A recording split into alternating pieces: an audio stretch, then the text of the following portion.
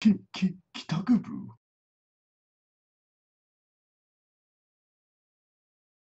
What's up guys, KitaSean here. So it's been a while since I did one of these videos, a Monster Strike monster review. I don't remember when the last time I made a video like this for this game, but it's a new year and I wanted to do different types of videos. I wanted to bring back a couple videos too, and this is one of them.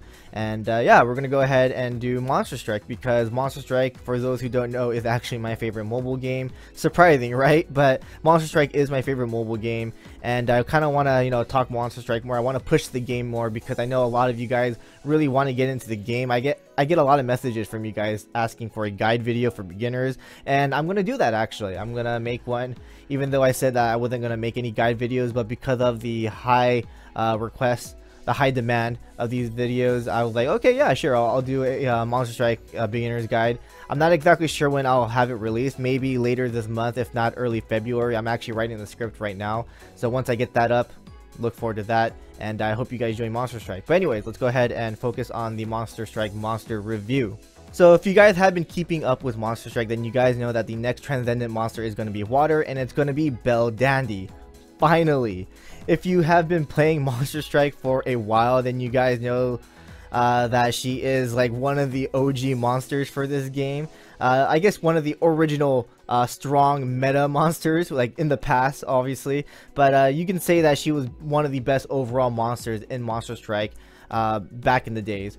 And looking at her design, one word comes out of my mouth: beautiful. She looks amazing. Even though I did like her original design, this design is just 100% better. It's just amazing. So a little bit of history on Bel Dandy here. The reason why she was so good was because of her Ascension form. And that Ascension form had both anti-damage wall and anti-gravity barrier. One of the few monsters to have both abilities during that time. And it really made her easy to use for most quests. So her bump combos are really strong, especially the Rebound EX Laser L. I believe she was actually one of the first monsters to have this bump combo, if not the first.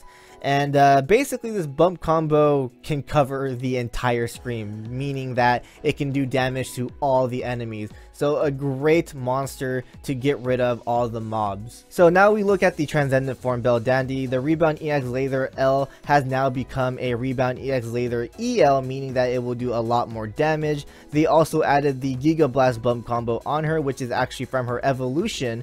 And basically it allows her to activate every ally's bump combo in her range. So that's after you hit her with another monster. So basically you activate not only her bump combo, but you can activate the surrounding ally bump combos as well, so that you can do more damage. So her abilities are anti-damage wall and anti-gravity barrier from her Ascension form, obviously, but they also add anti-wind from her evolution form. And this is nothing new. We've seen it before that they mix up both Ascension and evolution abilities together for the Transcendent form, and so that's what we got with Bel Dandy here.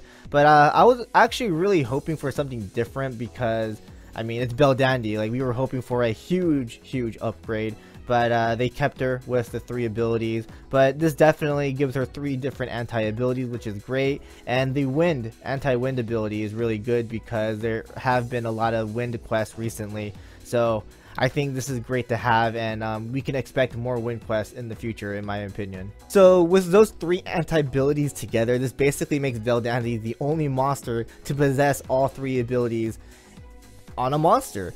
And that's actually pretty cool. But there aren't that many quests that have all 3 gimmicks, so you can definitely take her to any of those quests that have those gimmicks, like damage wall only, or gravity barrier only, or damage wall gravity barrier, or damage wall wind, gravity barrier wind. So you can definitely take her to any of those. But I think we can expect maybe those 3 gimmicks in one quest in the future. We probably won't see a lot, but I think we can definitely expect something like that in the future. So her strike shot is basically the same as her Ascension form, a little bit stronger, of course. Turned into a pure type while attacking. I saw gameplay footage on this, which I'll leave a link down below for you guys to check out yourselves. But she did a little bit over 2 million damage, which is actually pretty decent damage in my opinion. And that's without hitting any bump combos, just attacking the weak spot on the boss by herself with her strike shot. So I think that's actually pretty good damage. And if they made her into a pure type from the start, I think she would have been pretty overpowered. I mean, her abilities are really strong, her bump combo is really strong, and most likely they would give her, you know, a totally different strike shot, but if they did that, I feel like they probably would make her super overpowered. So I think that's the reason why they kept her as a bounce type and, you know, kept her strike shot the same as her ascension form. Looking at her stats, her HP is 24,430, which basically gets a plus 1,000 buff. And I think this HP stat is pretty normal for Monster Strike nowadays.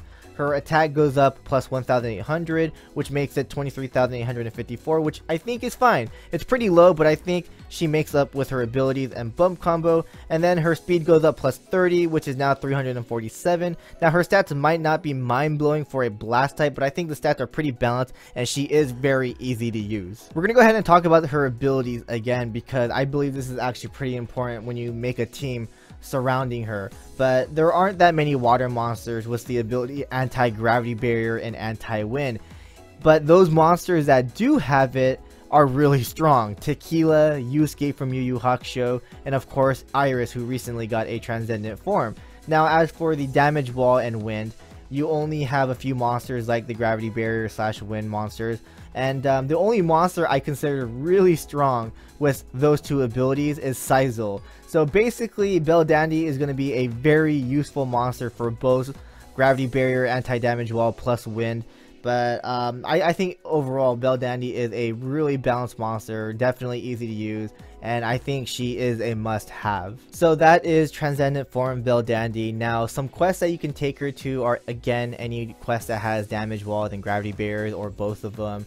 But of course we have wind now, anti-wind, so I think we can definitely expect more wind quests to come out in the future, adding in, you know, damage walls or gravity barriers in it. But as of right now, I think the two quests that she works perfectly in are Astaroth and Ashura. Those two quests definitely, because they're fire type quests. She's a water type, obviously.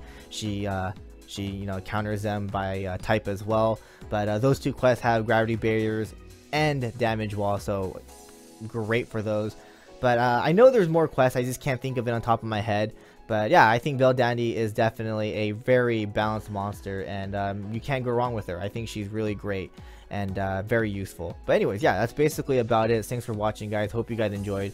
And what do you guys think about Bel Dandy? Comment down below and tell me, and I'll see you guys in the next one. Laters.